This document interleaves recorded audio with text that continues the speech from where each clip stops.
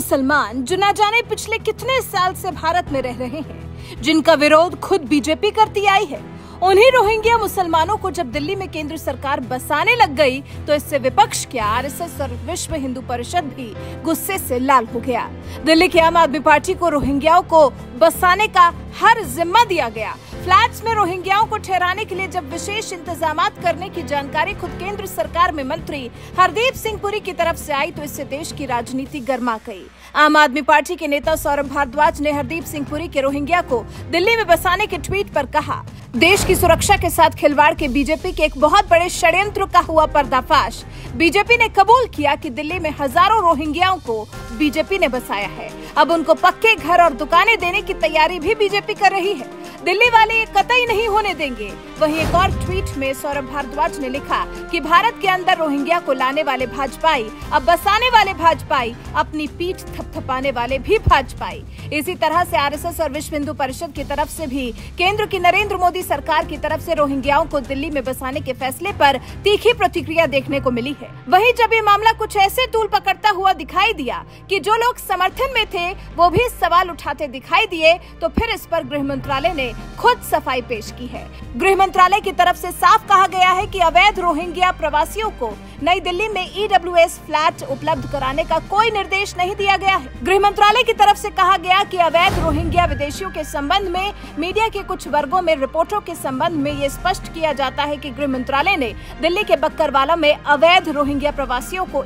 EWS flat प्रदान करने के लिए कोई निर्देश नहीं दिया है। साथ ही गृह मंत्रालय ने यह भी बताया कि अवैध विदेशियों को कानून के अनुसार उनके निर्वासन तक डिटेंशन सेंटर में रखा जाना है। दिल्ली सरकार ने रोहिंग्या बस्ती के वर्तमान जगह को डिटेंशन सेंटर घोषित नहीं किया है और इसे तुरंत डिटेंशन सेंटर घोषित करने के लिए कहा गया है। गृह मंत्रालय की तरफ से आई सफाई से पहले केंद्रीय मंत्री हरदीप सिंह पुरी ने रोहिंग्याओं को बसाने के लिए ट्वीट किया था। लिखा था, भारत ने हमेशा उन लोगों का स्वागत किया है जिन्होंने देश में शरण मांगी है। एक ऐतिहासिक फैसले में सभी रोहिंग्या शरणार्थियों को दिल्ली के बक्करवाला इलाके में ईडब्ल्यूएस फ्लैटों में शिफ्ट कर दिया जाएगा। उन्हें बुनियादी सुविधाएं, यूएनएचसीआर आईडी और 24 घंटे दिल्ली पुलिस की सुरक्षा मुहैया कराई जाएगी। हरदीप सिंह पुरी के इसी ट्वीट से सियासत गर्मा गई। सोशल मीडिया पर हरदीप सिंह पुरी के इस ट्वीट पर तीखी प्रतिक्रिया देखने को मिली। इसके लिए विपक्ष ने तो केंद्र सरकार को घेरा ही, विश्व हिंदू परिषद ने भी नाराजगी व्यक्त की और साथ ही बीजेपी नेता कपिल मिश्रा ने भी इस पर अपनी प्रतिक्रिया दी। कपिल मिश्रा ने लिखा, रोहिंग्या और बांग्लादेशी शरणार्थी नहीं घुसपैठिए हैं। ड्रग्स, मानव तस्करी, जिहाद जैसे काले धंधे इन्हीं की बस्तियों से चलाए जाते हैं। इनको डिटेन करना और फिर डिपोर्ट करना, ये एकमात्र समाधान है।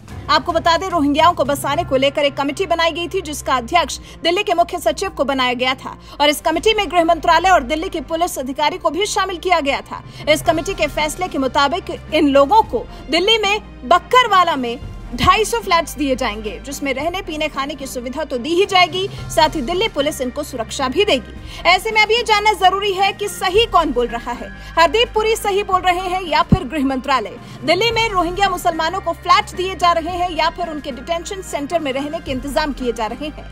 इस मामले में सफाई पेश करना बहुत जरूरी है, क्योंकि देशवासियों को फ्लैट न मिलना और फिर रोहिंग्याओं को केंद्र सरकार की तरफ से फ्लैट दिया जाना शायद केंद्र की सरकार में मंत्रियों को ही नागवार गुजर जाए। बाकी देश में तो इस फैसले से जो उबाल आएगा वो अलग ही होगा। वैसे आप गृह मंत्रालय की तरफ से हरदीप सिंह पुरी के ट्वीट को लेकर, पेश की गई सफाई को लेकर क्या कुछ कहना चाहेंगे? कमेंट कर हमें जरूर बताएं।